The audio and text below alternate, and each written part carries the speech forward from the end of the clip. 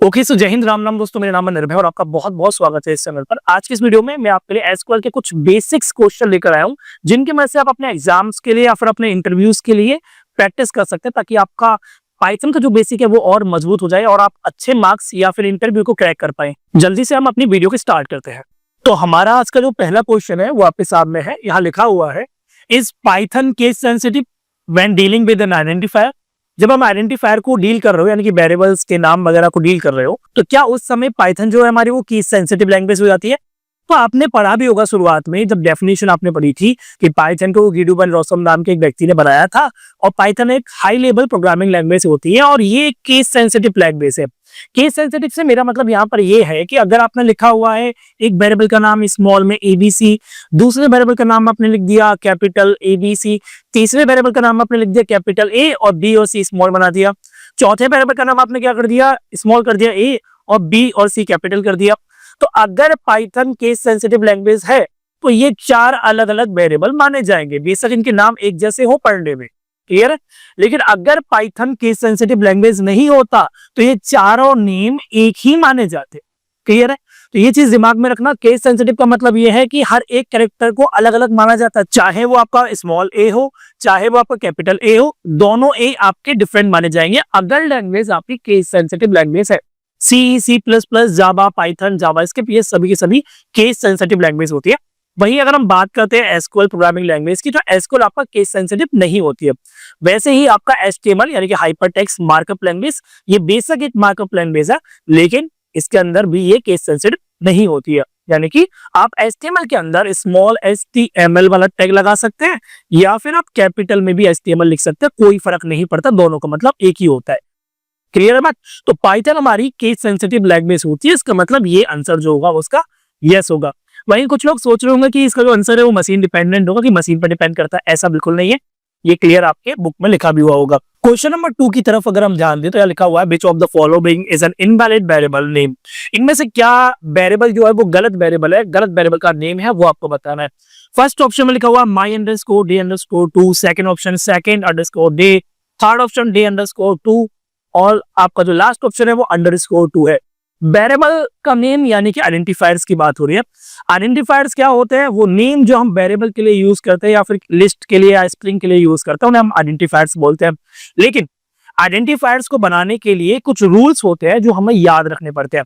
उनमें से पहला रूल्स ये है कि हम उसमें अल्फा न्यूमेरिक नंबर्स को यूज कर सकते हैं, यानी कि कैरेक्टर यानी कि ABCD और 1 2 3 दोनों साथ में यूज कर सकते हैं। सेकेंड रूल ये है कि कभी भी वेरिएबल या फिर आइडेंटिफायर का नेम जो है वो नंबर से स्टार्ट नहीं होना चाहिए। अगर वो नंबर से स्टार्ट हो रहा है तो इसका मतलब वो इनवैलिड है। इसके अलावा तो नेक्स्ट रूल ये है कि कभी भी आपके आइडेंटिफायर के नेम में स्पेशल कैरेक्टर नहीं आना चाहिए। स्पेशल कैरेक्टर से मेरा मतलब है कि स्टार नहीं आना चाहिए, प्लस नहीं आना चाहिए, माइनस नहीं आना चाहिए, हैश नहीं आना चाहिए, स्लैश नहीं आना चाहिए। ये सब क्या है? स्पेशल कैरेक्टर है। स्पेशल कैरेक्टर में आपका स्पेस भी आता है, तो स्पेस भी नहीं आना चाहिए। एक ही स्पेशल कैरेक्टर यूज हो सकता है आइडेंटिफायर के नेम में, उसका नाम है अंडरस्कोर। और हाँ, अंडरस्कोर से आप स्टार्टिंग भी कर सकते हैं, कोई दिक्कत वाली बात नहीं है। तो यानी कि यहाँ पर आपका देखिए कोई स्पेशल कैरेक्टर यूज नहीं हो रहा, कोई स्पेस यहाँ पर यूज नहीं हो रहा है और स्टार्टिंग भी कैरेक्टर से हो रही है, तो यानी कि ये तो सही है, ये इनवैलिड नहीं है। अगर नीचे ध्यान देंगे तो यहाँ भी कैरेक्टर से स्टार्टिंग हो रही है, स्पेशल कैरेक्टर के नाम पे अंडरस्कोर यूज है, तो अंडरस्कोर आप यूज कर सकते हैं। अगर आप यहाँ पर आए तो यहाँ पर नंबर से स्टार्टिंग है, इसका मतलब यही आपका राइट आंसर है।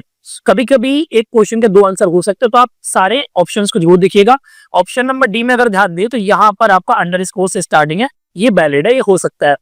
थर्ड क्वेश्चन की तरफ हम बढ़ते हैं, विच of the following is not a keyword. इनमें से क्या जो है वो कीवर्ड नहीं है? तो आपको कीवर्ड याद रखने होते हैं, आप धीरे धीरे काम करते करते भी उसको याद कर सकते हैं। अगर आपको याद किया हुआ होगा उन सारे कीवर्ड्स के बारे में, तो आपको पता होगा ईबल नाम का कोई भी कीवर्ड पाइथन के अंदर नहीं होता, तो ये इसका राइट आंसर है। नेक्स्ट क्वेश्चन की तरफ हम बढ़ते हैं। क्वेश्चन नंबर 4 हमारा क्या बोलता है, विच of the following can not be a variable. इनमें से क्या जो है वो वेरिएबल नहीं बन सकता है? अगर आपने मॉड्यूल्स वगैरह पढ़े होंगे, पैकेजिंग पढ़े होंगे, तो आपको ये कुछ देखा देखा सा लग रहा होगा, है ना। यहाँ पर यूज हो रहा है आपका double underscore init, double underscore. ये आपने मॉड्यूल 12 जो चैप्टर होगा उसमें पढ़ा होगा, लेकिन ये वेरिएबल का नेम हो सकता है, कोई दिक्कत वाली बात नहीं है।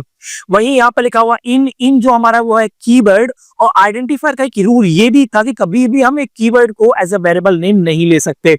इसके अलावा इट एक नॉर्मल कैरेक्टर है, कोई कीवर्ड नहीं है, ऑन कोई कीवर्ड नहीं होता है। इसका मतलब जो बी आंसर है वही आपका राइट आंसर है।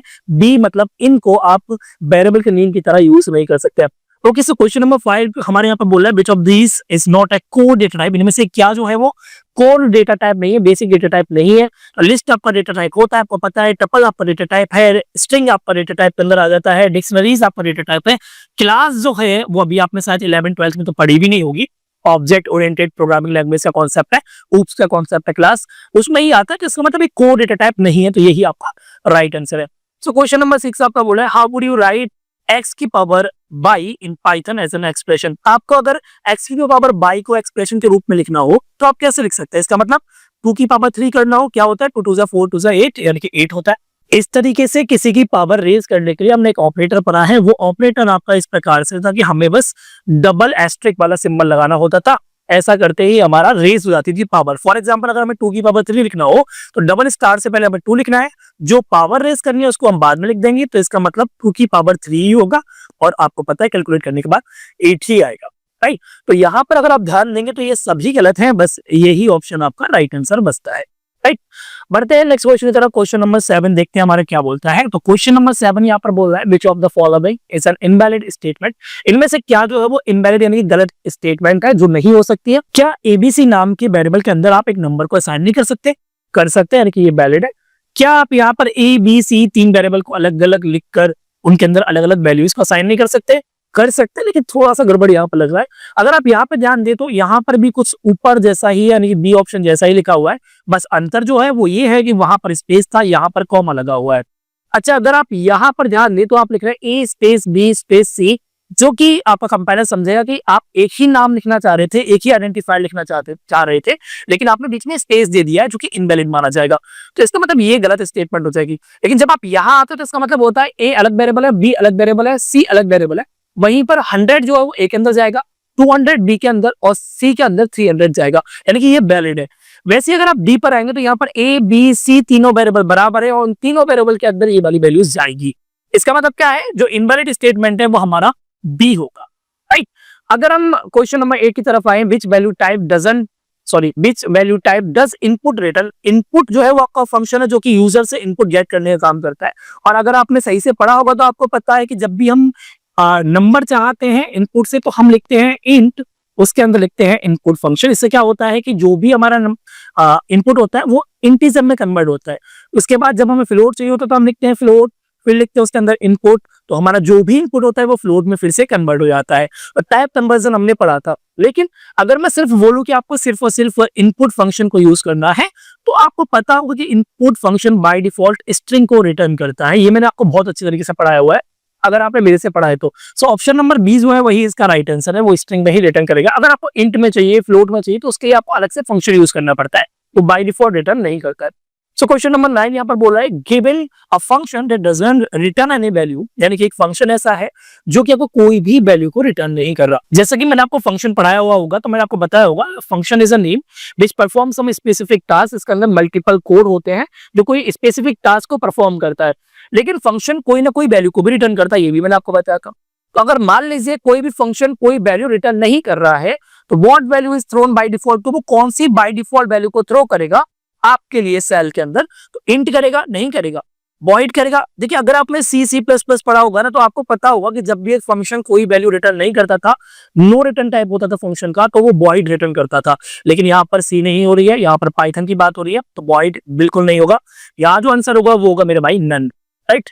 बढ़ते हैं नेक्स्ट क्वेश्चन की तरफ। ओके, सो क्वेश्चन नंबर 10 बोल रहा है आपका, what will be the value of the given expression. आपके पास एक एक्सप्रेशन दी गई है, वो की यहाँ पर लिखा हुआ है 14 + 13 मॉडुलस 15। तो आपको बताना है ये जो एक्सप्रेशन होगी वो क्या रिजल्ट आपको प्रोवाइड करेगी। तो 14 + 13 मॉडुलस 15, तो अगर आपको पता होगा कि आप किसी भी नंबर को जब मॉडुलस करते हैं, फॉर एग्जांपल आपके पास नंबर है 10 और आप मॉडुलस कर रहे हैं 9 से, तो पॉसिबल है, कोई दिक्कत नहीं है।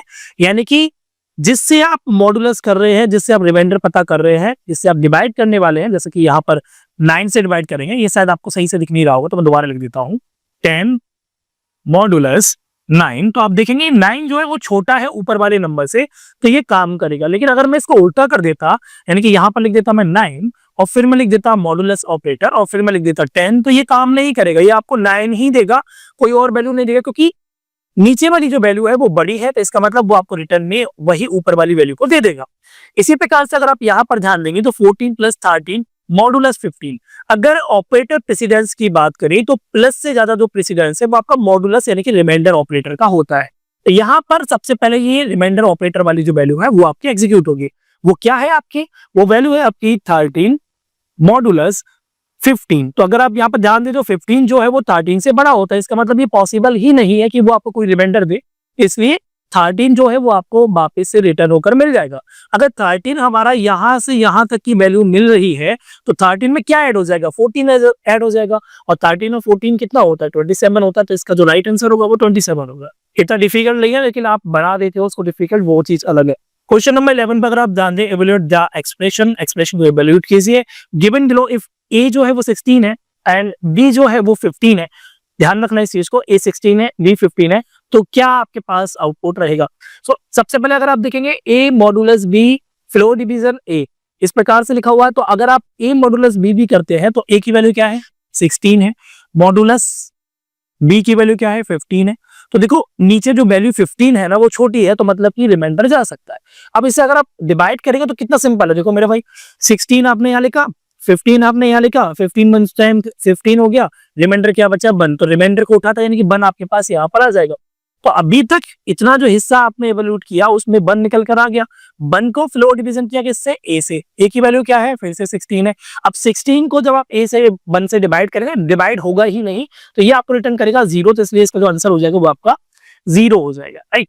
नेक्स्ट क्वेश्चन की तरफ बढ़ते हैं। क्वेश्चन नंबर 12 हमारा क्या बोलते हैं? What is the value of x? X की वैल्यू क्या रहेगी? एक्स असाइनमेंट इंट जो कि फंक्शन है, 13.25 जो कि आपका फ्लोट वैल्यू है, प्लस 4 डिविजिबल बाई 2। तो किस प्रकार से आप एग्जीक्यूट करेंगे? सबसे पहले जो ब्रैकेट के अंदर लिखा हुआ वैल्यू है वो चलेगा। तो यहाँ पर प्लस और आपका डिवीजन वाला 2 ऑपरेटर है, जिसमें डिवीजन वाले ऑपरेटर की प्रेसिडेंस हाई है, तो यानी कि पहले वो एग्जीक्यूट होगा।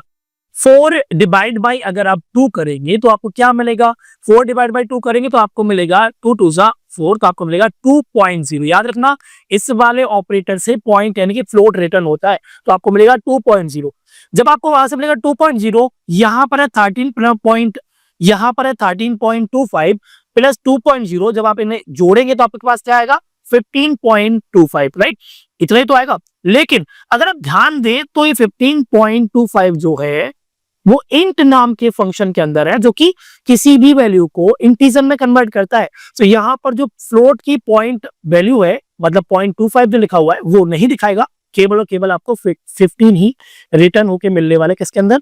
एक्स के अंदर। सो यहाँ पर अगर ऑप्शन नंबर सी जो है वही इसका राइट आंसर होगा। क्लियर?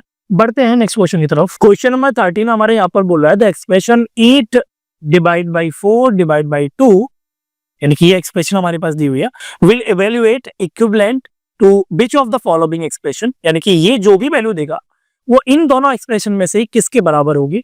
तो अगर आप ऊपर वाले को करें, दोनों में सेम ऑपरेटर है, तो आप अगर करेंगे तो 8 डिवाइड बाई 4 कीजिए, क्या आएगा आपके पास? 2.0। फिर 2.0 का फिर से 2 से करेंगे तो आपके पास क्या आएगा? 1.0, राइट। अगर आप इन पे ध्यान दें तो यहाँ पर फर्स्ट वाले में क्या आएगा मेरे भाई?